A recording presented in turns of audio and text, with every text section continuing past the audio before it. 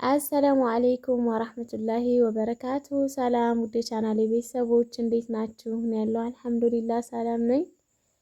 ውድ እህቶቼ ባለፈው አሞኛል ብዬ ቪዲዮ ሰርቼ ነበርና ለጠየቃችሁኝ ሁላችሁንም ከልብ ነው የማመሰግነው።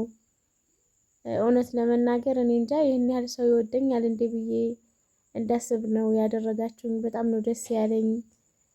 አሞኛል ብዬ ቪዲዮ ሰራ ስልኬ ሙልት ነው ያለው። ወላሂ ነው የምላችሁ፣ እኔ እንጃ ቃላት የለኝም። አላህ ያክብርልኝ። ሁላችሁንም ከልብ አመሰግናለሁ። ያው እናንተን እንኳን ማስጨነቅ ፈልጌ አልነበረም፣ ግን ያው የሁላችሁም ዱዓ ያስፈልገኛል ብዬ ነው ጨንቆኝ ስለነበር የዛን ሰዓት ቪዲዮ የሰራሁት ማለት ነው። እና ዱዓችሁ ደርሶኛል አልሐምዱሊላህ። አሁን እየተሻለኝ ነው፣ በደንብ ለውጥ አለኝ፣ ተሽሎኛል።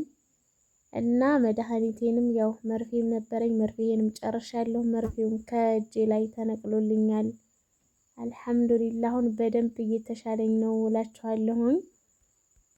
እና ብዙ ኮሜንት ጽፋችሁልኛል። ለደም ማነስ ሚሪንዳም ጠጪ ያላችሁኝ ያላችሁ፣ ቀይ ስር ብቻ ብዙ ነገሮች ብላችሁኛል።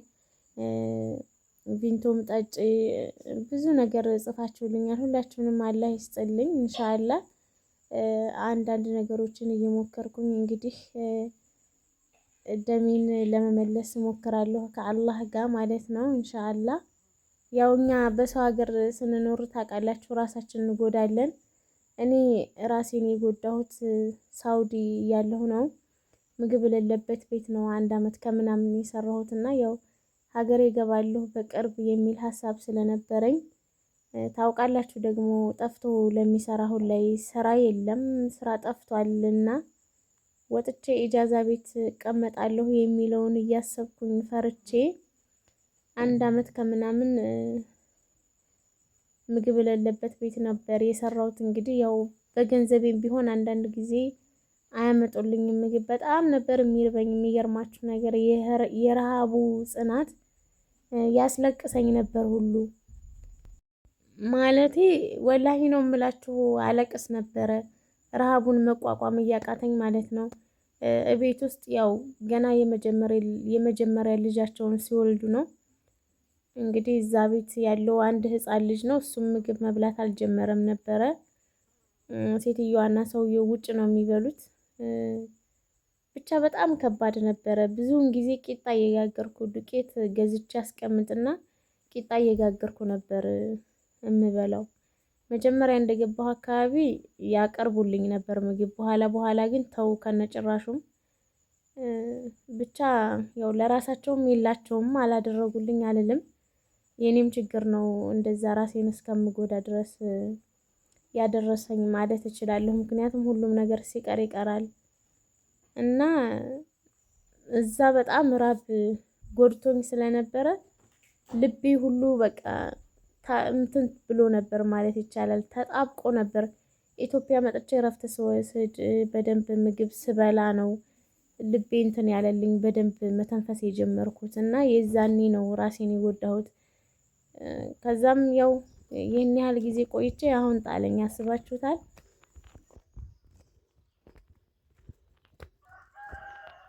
አሚናት አሚናት አሚናት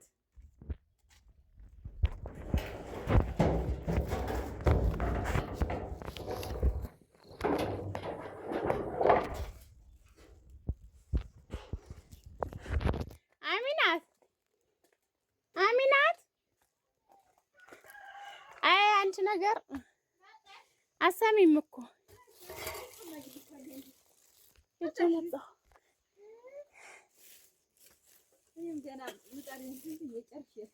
ጨረሽ አጣሁ እኮ ያፍቃሽና መጣሁልሽ። አንጀቴን የቆረጡት የለም።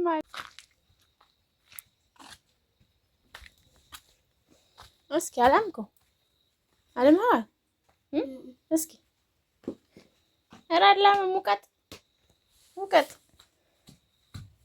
ጎበዝ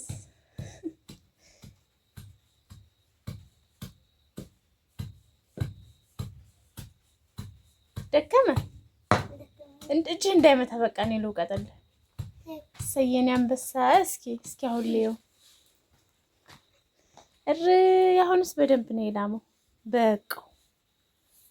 እና ኪዩ ደግሞ ቡና እየወቀጠልኝ ነበር እጄ ላይ መርፌ የምወስድበት እንትን ስለነበረ ስራ ያሰራኝም ነበር እና እኔ ነኝ የምወቅጠው እምቢ ብሎ እየወቀጠልኝ ነበር። እና ምን ልላችሁ ነው ከሳውዲ ስመጣ በጣም ሰውነቴ ቀንሶ ነው የመጣሁት እና እናቴ ብዙ ጊዜ ስታየኝ አረ እንደው ሰውነትሽ ቀንሷል የሚያምሽ ነገር አለ እንዴ ሀድራት ላይ ነበር እየሳሳሽ እያየሽ ነው አንቺ አያመኝም እላት ነበረ። እና ያው የዛኔ ስለተጎዳሁ ይመስለኛል ነው የምላችሁ። እኔ ግን ልላችሁ የምፈልገው ነገር ቢኖር ምንም ነገር ቢሆን ሲቀር ይቀራል። ስለዚህ ቅድሚያ እራሳችሁን አስቀድሙ። ምንም ቢሆን እራሳችሁን እየጎዳችሁ ስራ እንዳትሰሩ ነው የምላችሁ ውድ እህቶቼ። ያው እንግዲህ ዛሬ የመጣሁት እንደተሻለኝ ልነግራችሁና ወደ ስራዬ እንደተመለስኩ ልነግራችሁ ነው ውድ እህቶቼ። የዛሬው ቪዲዮ ይህን ይመስል ነበር። መልካም ጊዜ